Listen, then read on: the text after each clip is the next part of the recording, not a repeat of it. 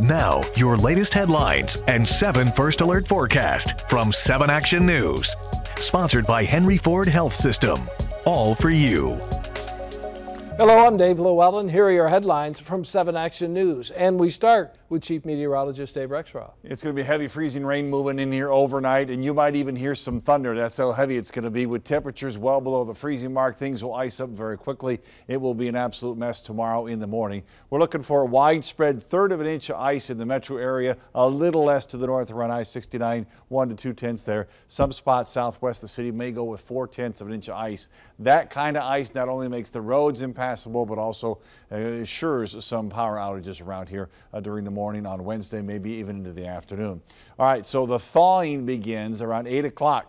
This is an overnight early morning event in the southern counties. Lenawee Monroe starts to get above freezing at around 8 o'clock, 10 o'clock around Detroit, Ann Arbor, noon, M59. So on the north side of town, it takes a long time to get thawed out. Overnight, the roads become more and more frozen. It's a tough go here. We'll be about 29 for the overnight low in Detroit. Ice-covered roads with dangerous travel all over southeast Michigan for the morning, and still that way on the north side. It gets somewhat better on the south side again because of the fact that we start to thaw out a little bit later in the day. Freezing rain moving in after midnight here, taking over as we go along, and your day on Wednesday is not going to be good. Don't concentrate on the fact that it hits 35. You got to know that it's going to be a tough go in the morning. We could do a similar situation Wednesday night to Thursday, although it won't be nearly as bad as tomorrow morning.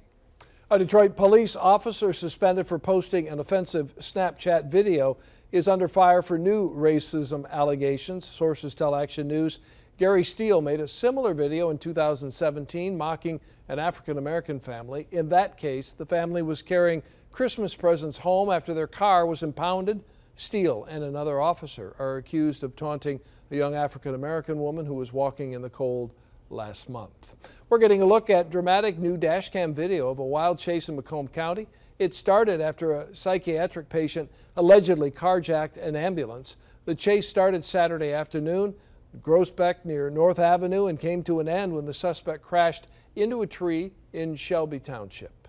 Wyandotte police made a disturbing discovery while responding to a domestic violence call. A 55-year-old woman was found dead at a home on Sycamore near Eureka and Fort Street. Foul play is suspected. Police arrested the victim's boyfriend on outstanding warrants.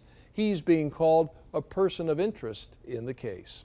Those are your headlines. Go to WXYZ.com and our app for news anytime.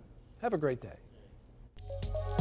These have been your latest headlines and 7 First Alert forecast from 7 Action News. Sponsored by Henry Ford Health System. All for you.